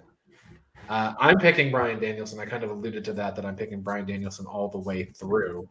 John DeConnie, I'll start with you. Yeah, I definitely see Danielson making it to the finals here. That one's going to be real tough for me to call, but as much as I love Eddie Kingston, give me Danielson. Moving on. Okay. John Smith. I'm just looking forward to the clash of styles. I think we all know that Bryan Danielson is winning this match, but to see him up against somebody like Eddie Kingston. I don't know if we've ever seen anything like that before. Bryan Danielson was I don't know if it was a Twitter exclusive or something. He Twitter exclusive, social media exclusive or something. he was trashing on Eddie Kingston a little bit. He said, Eddie Kingston's a great wrestler and everything, but he doesn't train like I do. So you got Bryan Danielson playing a little bit heel. Bryan Danielson said Eddie Kingston can't train enough in a week to catch up what I've been doing my whole life. Yeah. So I'm picking Daniel Bryan, but I think he's going to be working a little bit heel in this match. So we'll see. And Andrade did confirm that Bryan Danielson's losing to Mox in his mind. He is picking Moxley all the way through, which then means it's going to be either Moxley versus Hangman for the champion. So if it's it'd be interesting here because there's symmetry. We talked about some symmetry before. It was about this time last year that the match between Moxley and Omega was set up where Moxley lost the title. So maybe a year goes by and we get Moxley versus Omega. Or maybe Paige wins and Bryan Danielson wins and you're wrong all the way around. All right, that's the AEW portion of the show. Anything else you guys want to mention about AEW? No, I think we hit on everything. All right, sounds good. Oh, what was that, John? John Smith said he can't wait for the Cody match this week. Huh. Yeah, hopefully it's an exploding ring match. Okay. Like a real one, not fireworks. All right. Well, I forgot to mention after Crown that we talked about Crown Jewel, what the WWE standings are. Maggie May is still on top with 290 points. She went 8-1 at Crown Jewel. I can't remember who she said. She didn't pick Mansoor. What? I know. I gave her crap about that for I can't believe it myself, but I should dock her 290 points just for that. Maybe 289. Oh man. Andre says he's happy that Bryan Danielson's able to express himself in AEW. His promos have been very good. Yeah, he's been very, very good. So we are switching over now to Bound for Glory. We are going to talk about all the stuff that happened. We have new tag team champions, John and John. The Inspiration are hanging about, holding the Knockouts tag team championships. So what did you guys think of seeing the Inspiration in geez, I can't get these nameplates right. What did you guys think, John Smith? I missed the entrance. I was just pulling up to Al's house when they came out to the ring. So I basically saw like right from the bell. I heard the entrance was good with the music video and stuff. You can really tell the difference between people who are WWE trained and who are not, because when you saw them, they looked smooth compared to Havoc and Rosemary, and the Iconics never looked smooth in their life in a WWE ring compared to who they were going after. That's a very interesting insight. John DeConnie, what do you think? Yeah, I don't know what was going on that night, but Havoc, who I usually love watching perform, she stumbled around in that match. She tripped herself up a couple times in that match. But yeah, the Inspiration looked really good. They got played out to the ring by someone who I have no freaking clue who it was, but she sang their theme song. I think she lip synced their theme song as they came out and danced and blah, blah, blah. And of course, they looked fantastic because they always do. And then they looked pretty good in the ring. They hit some kind of double team finish move to get the titles. And then my feed went out. So I didn't get to see them, hold the titles over their head and celebrate.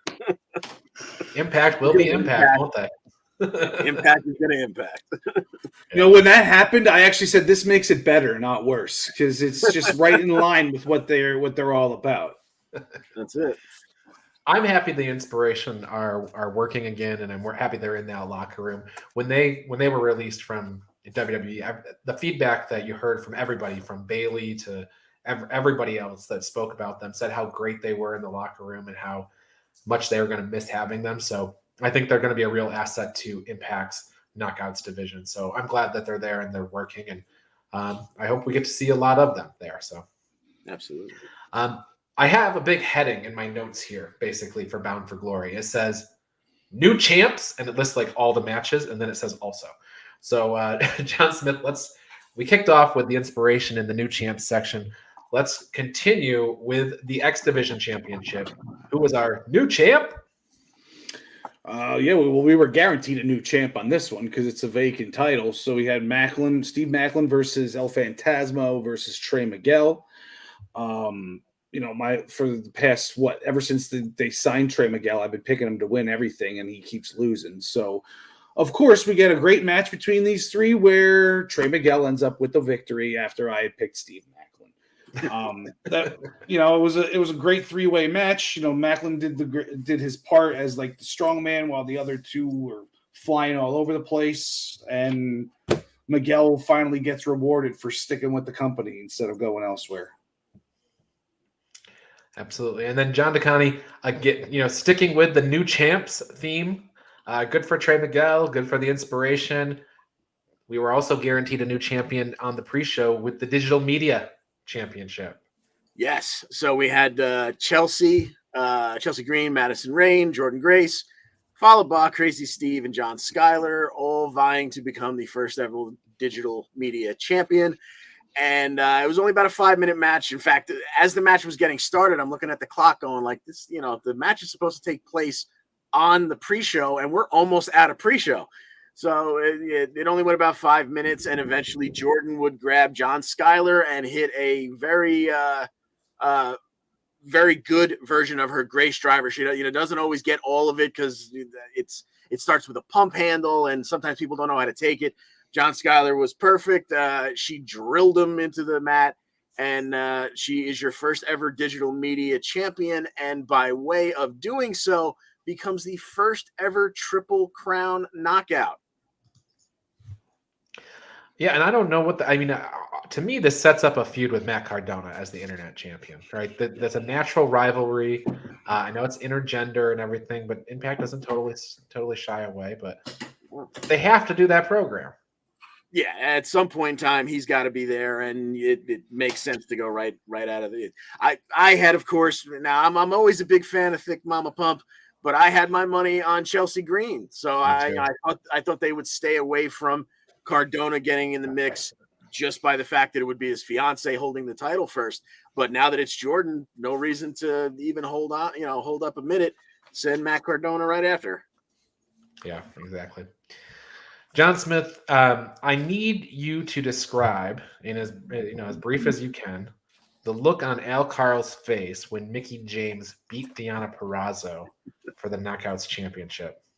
You know what? I don't know, because I had the same look on my face. I think I was. It's like I literally I had like, why did they do that? I don't know. Maybe she'll just lose it right back to her, so she's a 3-time champ. Who knows? But like, why does Mickie James need to have a victory over Deonna Purrazzo at Bound for Glory for the title? And why does Deonna Purrazzo have to be 0-2 at Bound for Glory in title defenses now?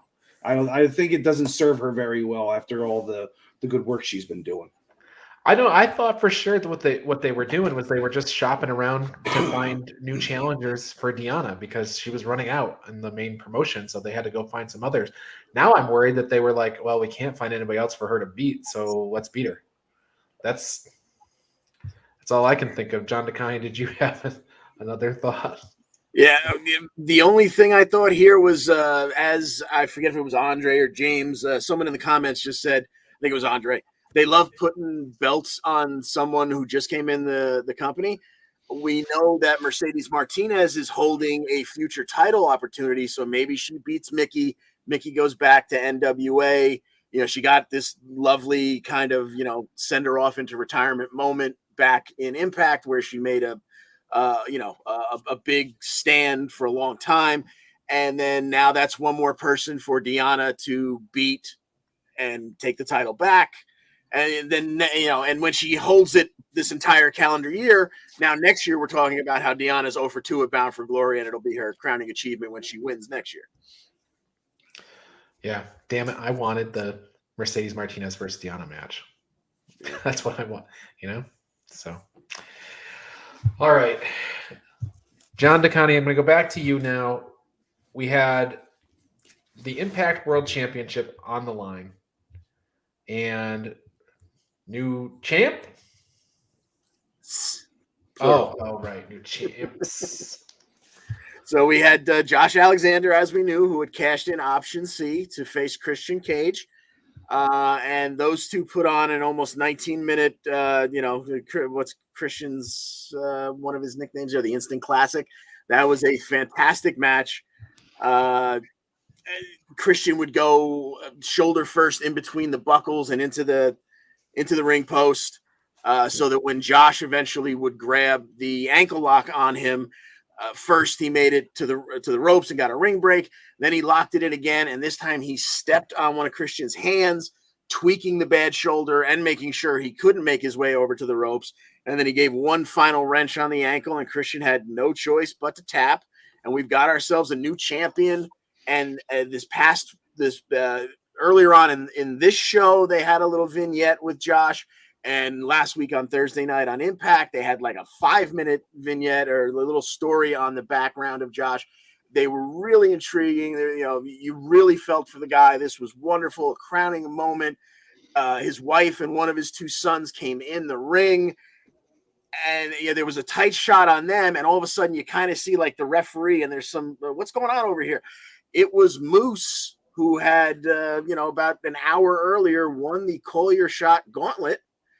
It was Moose calling his shot. He was getting the referee's attention. He was handing over the trophy, whatever they give to him at the end of the gauntlet.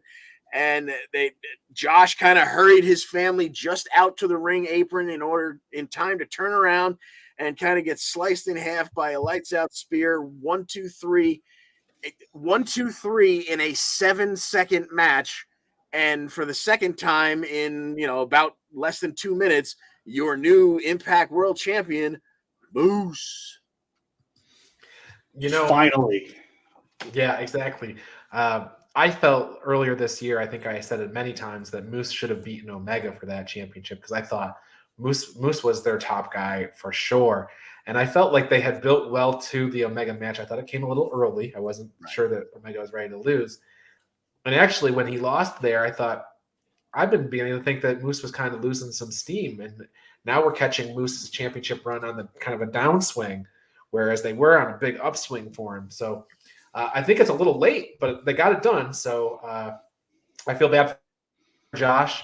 Hopefully, when they said, "Hey, Josh, you're going to win the Impact World Championship," they said, "Hey, Josh, we want to put the Impact World Championship on Moose, and we're going to use you to get there." So they didn't leave him thinking he was going to have a long run for very, very many seconds. But in any case, John Smith, Heath was going out there against Violence by Design, and he was really hoping that Rhino would show up.